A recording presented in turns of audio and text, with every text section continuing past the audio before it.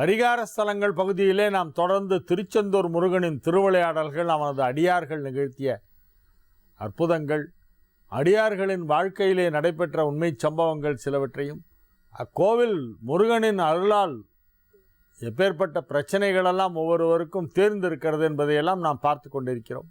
பல பேருடைய நோய் தீர்ந்திருக்கிறது, பல பேருடைய வழக்குகளெல்லாம் முடிவுக்கு வந்திருக்கின்றன. அனைத்து விதமான அருளையும் அனைத்து விதமான நன்மைகளையும் அடியவர்கள் கேட்கின்ற வரங்களையெல்லாம் வாரி வழங்கும் வள்ளலாக வழங்குபவன் முருகப்பெருமான். கருணை மழை பொழிவதில் அவனுக்கு நிகர் யாரும் இல்லை. முருகப்பெருமானின் திருக்கோவில்களிலே மிக முக்கியமானது திருச்செந்தூர். 6 படை வீடிலே 2வது படை வீடு திருச்செந்தூர்.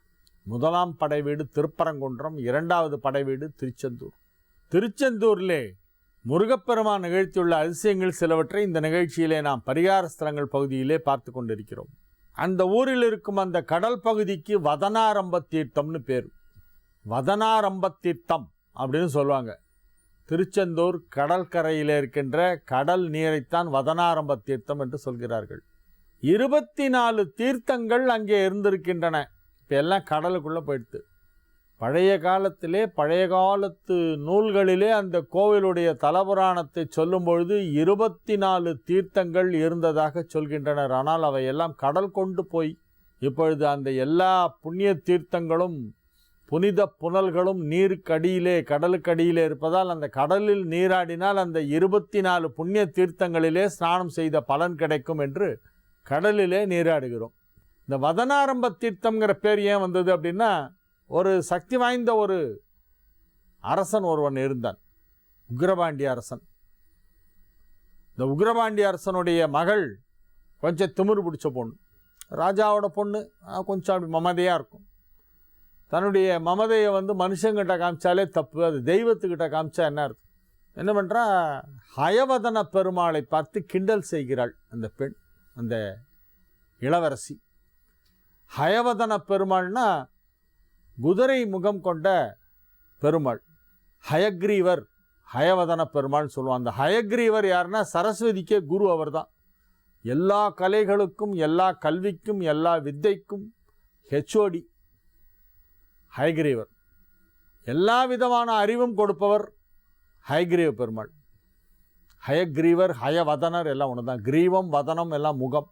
ஹயம் நக்க குதிரை, ஹயம் அஸ்வம், இதெல்லாம் குதிரையுடைய வடமொழி பெயர்கள். அந்த ஹயவதன பெருமாளை பார்த்து அந்த ஒரு இளவரசி நகைச்சுவையாக எள்ளி நகையாடி கிண்டல் பண்ணி விடுகிறாள். ஐய குதிரை மூஞ்சி அப்படின்னு ஒரு மாதிரி கிண்டல் பண்ணோடனே அவளுக்கு முகம் அதை மாதிரியே மாறிடுது. அந்த பெண்ணின் முகம் குதிரை முகமாகி விடுகிறது. அப்பொழுது அந்த பெண்ணை பெற்ற அந்த அரசன் ரொம்ப வருத்தப்பட்டு எல்லா பெரிய பெரிய முனிவர்கள்ட்டெல்லாம் போய் பார்க்குறாரு. ஒரு ஆசிரமமாக போகிறார், ஒவ்வொரு சுவாமியாக போய் பார்க்குறாரு, மகான்களெல்லாம் போய் பார்க்குறாரு. என் பொண்ணுக்கு எப்படி சாப விமோசனம் கிடைக்கும், அது தெரியாமல் தப்பு பண்ணிட்டா. பெருமாளை போய் கிண்டல் பண்ணிட்டா. பெருமாளை கிண்டல் பண்ணலாமா, சாமியெல்லாம் போய் கிண்டல் பண்ணலாமா? ஹயக்ரீவரை கிண்டல் பண்ணானால் அவன் மூஞ்சி குதிரை மூஞ்சி ஆயிடுத்து. எப்படியாவது இந்த தோஷத்திலிருந்து என்னுடைய மகளுக்கு நிவர்த்தி வேண்டும்னு போய் கேட்குறார். அப்போது ஒரு முனிவர் சொல்கிறார், நீ கவலைப்படாதே, தென்னிந்தியாவிலே, தென் பாரத தேசத்தின் தென் பகுதியிலே கடற்கரை ஓரத்திலே இருக்கக்கூடிய திருச்செந்தூர் தலத்திற்கு சென்று அங்கே கடலில் ஸ்நானம் செய்தால் இந்த பெண்ணுடைய முகம் முன்மாதிரி பழையது போல மனித முகமாக, அழகிய பெண் முகமாக மாறிவிடும் என்று சொல்கிறார். அந்த சாப விமோச்சனத்திற்காக அந்த அரசர் திருச்செந்தூருக்கு தன் மகளை அழைத்து அந்த பெண் அந்த கடலில் மூழ்கி எழுந்த உடனே அந்த முகத்தில் இருந்த அந்த பழைய மாற்றம், பழைய அந்த குதிரை மூஞ்சி போய் மனுஷ முகம் வருது. அதுக்கப்புறமா தான் செய்த தவறுக்காக அந்த பெண் வருந்துகிறார், மன்னிப்பு கேட்கிறாள்.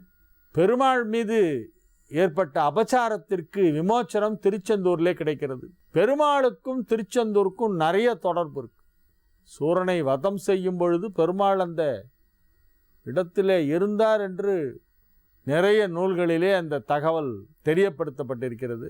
பெருமாளுடைய சக்தியையும் சேர்த்து, சிவன் சக்தி, அம்பாளுடைய சக்தி, பெருமாள் சக்தி, மூணையும் சேர்த்து தான் அவரால் சூரபத்மனை வதம் செய்ய முடிந்தது என்றும் நம்மால்